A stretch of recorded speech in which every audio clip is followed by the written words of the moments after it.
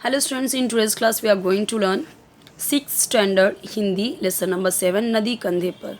इसमें हम देखने वाले हैं क्वेश्चन आंसर पूरा आपके डाइजेस्ट का। वर्कबुक में भी यही सारे क्वेश्चन आंसर हैं। तो चलिए देखते हैं। कविता का सरल अर्थ यहाँ पे दिया गया है। अगर आपने कविता पढ़ी है बट आपको उसका मीनिंग नहीं पता चल रहा है तो आप यहाँ से इसे पूरा अच्छे से समझ सकते हैं।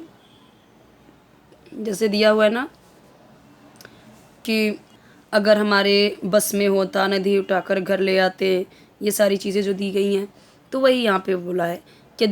यदि हमारा वश चलता तो हम नदी को घर उठाकर ले आते। कहाँ पे? नदी को उठाकर घर पे ले आते। उसको हम हर रोज़ अपने घर के सामने बहाते। हम अपने मित्रों के साथ नदी में खूब उछलते कूदते और देर तक नहाते।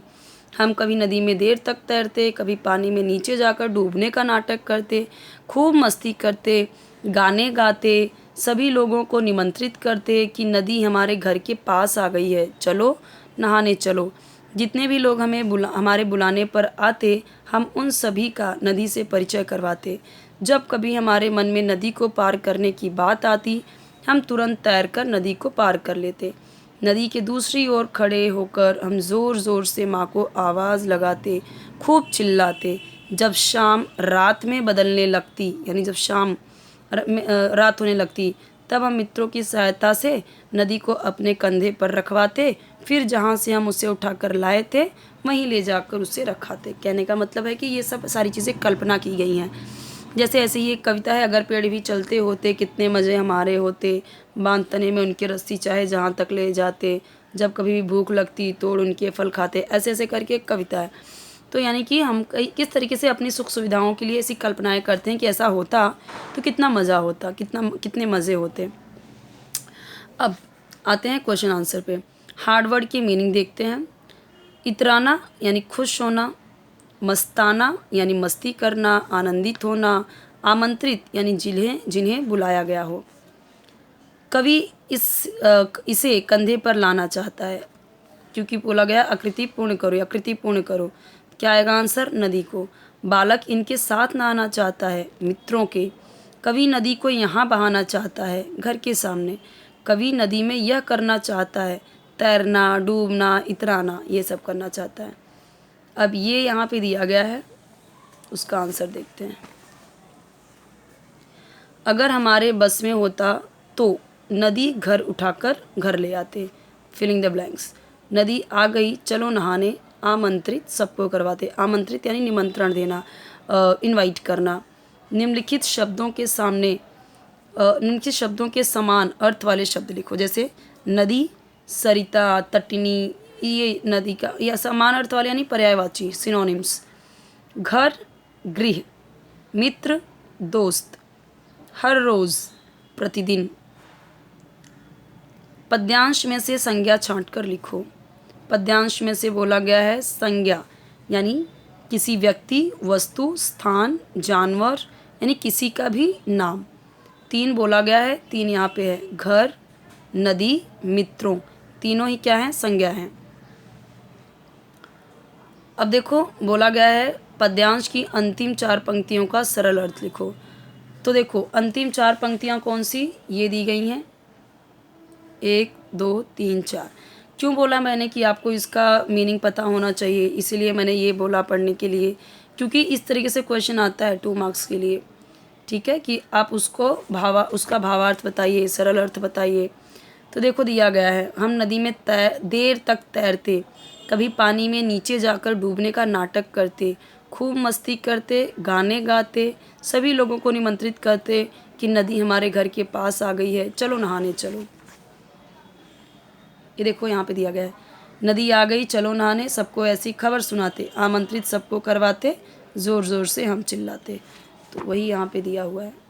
लेकिन ये जो पैराग्राफ होता है, अगर हमारे बस में होता, आमंत्रित सबको करवाते, तो यही यहाँ से आपको लास्ट की 4 लाइन बोला गया है। अगर बोलेगा कि आरंभ की 4 लाइनें, तो शुरुआत की 4 लाइनों का मीनिंग लिखना होता है। ये चीज़ें आपको ध्यान में होनी चाहिए। नेक्स्ट पैराग्राफ है, निम्नलिखित पद्यांश पढ़कर दी गई सूचनाओं के अनुसार कृतियाँ कीजिए। सभी उपस्थित भद्रजनों का डैश जाकर उसे वहीं रखाते। अब पद्यांश, अब यहाँ पे भद्र यानी सज्जन लोग, अच्छे लोग, शरीफ, जन यानी लोग, यहाँ पे वो है ना भद्र जनों, तो सज्जन लोग, ढले यानी बीतने पर, जब बोलते हैं ना शाम ढल गई, दिन ढल गया, सुबह ढल गई, इस तरीके से जो ढल गया यानी बीत गया। पद्यांश की पंक्तियाँ पूर्ण करो। अब पूर्ण कैसे करेंगे, जब आपको कविता याद होगी, तो कविता भी लर्न करना आपको पड़ेगा, ठीक है, तभी अगर इस तरीके का क्वेश्चन आता है तो आप खुद से कर पाएंगे। अगर हमारे मन में आता झटपट नदी पार कर जाते, लाए जहाँ से थे हम उसको, एक ही लाइन दिया गया है तो एक ही लाइन लिखना है, पूरा पैराग्राफ नहीं लिख देना है, जितनी लाइन दी गई हैं, या फिर यहाँ पे कुछ दिया हुआ है और यहाँ पे लास्ट में दिया है रख आते, तभी भी तो हम यहीं तक लिखेंगे, है ना। तो ये आंसर है इस क्वेश्चन का, ये आंसर है पूरा। जोड़ियाँ मिलाओ। परिचय, तो भद्रजन, खड़े खड़े नदी के पार, मम्मी मम्मी हम चिल्लाते, शाम ढले नदी उठाकर। तो अभी ऐसे मैच नहीं किया गया है, आंसर यहाँ पे सामने सामने लिखा गया है। बहुत सारे बच्चों को समझ भी नहीं आता कि कैसे लिखा है आंसर, तो आपको ध्यान देना है कि ऐसे आंसर सामने सामने कर दिया गया है। नेक्स्ट यहाँ पे नेक्स्ट क्वेश्चन, पद्यांश में आया लयात्मक शब्द ढूंढ कर लिखो। करवाते चिल्लाते, तो करवाते का ये यहाँ पे दिया हुआ है, तो लयात्मक शब्द ढूंढ कर लिखो। तो एक लिखना है आपको करवाते और दूसरा चिल्लाते, लेकिन इसका बोला है लयात्मक, तो इसका करवाते, कर जाते, चिल्लाते, रखवाते, ये पूरा आंसर होगा इसका और ये पूरा आंसर होगा इसका। लयात्मक शब्द ढूंढकर यानी राइमिंग वर्ड की तरह। निम्नलिखित शब्दों के अर्थ लिखो। ढले, झटपट, जन, भद्र। ढले यानी बीतने पर, झटपट यानी तुरंत, जन यानी लोग, भद्र यानी सज्जन। ये जब मैंने आपको बोला कि ये 1 मार्क्स के लिए आता है तो आपको हार्ड वर्ड की मीनिंग भी लर्न करनी होगी। पद्यांश की आरंभ की 4 पंक्तियों का सरल अर्थ लिखो। और 4 पंक्तियों का बोला है, तो 4 पंक्तियों यानी सभी उपस्थित भद्रजनों का, तो यहाँ से लेके जो 4 लाइन होगी वो 4 लाइन का मीनिंग यहाँ पे दिया हुआ है, देख सकते हैं आप।